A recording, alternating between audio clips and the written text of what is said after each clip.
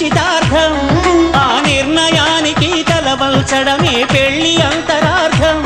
శతమానం భవతి అంటుంది శ్రావణ మాసం, శ్రావణ మాసం, శ్రావణ మాసం.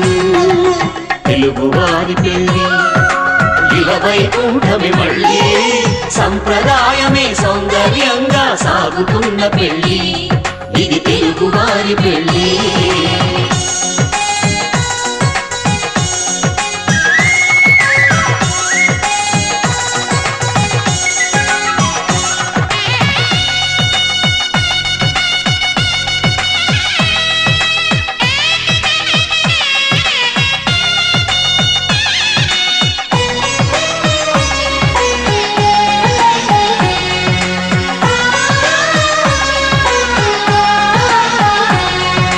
మంగళకరమే